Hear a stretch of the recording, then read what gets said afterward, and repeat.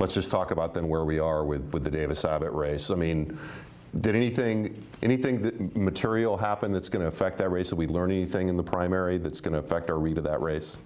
Well, I think we just have the giant question mark that we've talked about. Is that excitement going to happen in November that didn't happen in the primary for a lot of reasons other than Wendy Davis, that there weren't these contested primaries? I think, you know, the conventional wisdom is what it is, that Abbott just pretty much needs to not make a huge mistake like Clayton Williams did back in the day. And as long as he just keeps on an even keel, Wendy Davis has a very difficult uphill climb to try to get any traction, even to get closer than Bill White did. I don't see any big game changers at this point. Barack Obama had 3 years to build a ground game for the last presidential election. Romney started in June, essentially, is when he got the nomination. And there was no way he could build an infrastructure that even remotely competed with what Barack Obama had done in the battleground states. There's obviously a parallel here. No matter how good the messaging is, how vital the candidate is, it's very, very difficult in 6 months to build the kind of infrastructure to win a governorship.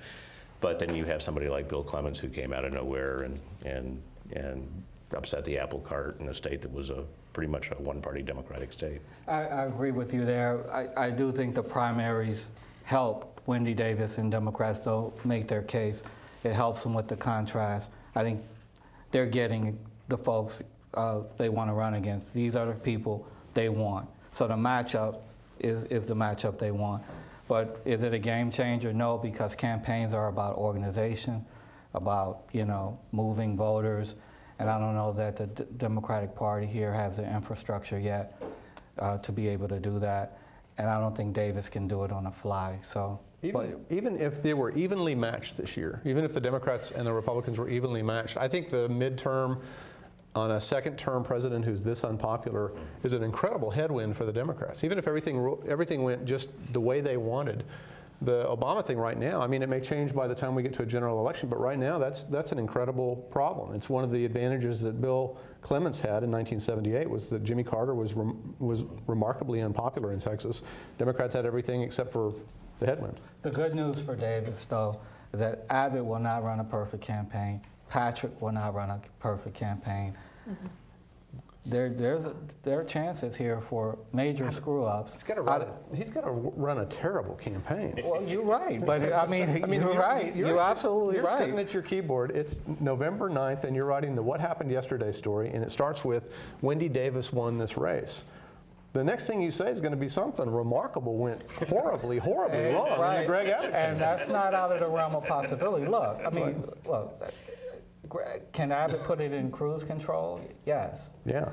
But with the other folks on the ticket, there's a chance that you can have a moment where they screw everything up. It's not likely, but there's a chance. A country rock guitar player. Cowboy hat. Well, remember the NRA. Go ahead, Harvey. He actually makes a very good point in terms of Ted Cruz. Ted Cruz is going to nationalize the midterm elections in ways that I don't know of any other figure out there is going to do. And Greg Abbott may just be morphed into Ted Cruz, who is very popular among Republican primary voters, but not especially popular among... You know, Ted Nugent parachutes back in. Although, I would say Cruz isn't, Cruz is unpopular among Democrats, but he's much more popular among Republicans than he is unpopular among Democrats. And are there any independents left? And there are a lot of Republicans here. I mean, that's, right. One of the things that we know is that there are just lots of Republicans in Texas still. And as we found out, I think this week, lots of very conservative Republicans who will vote no matter what. Right.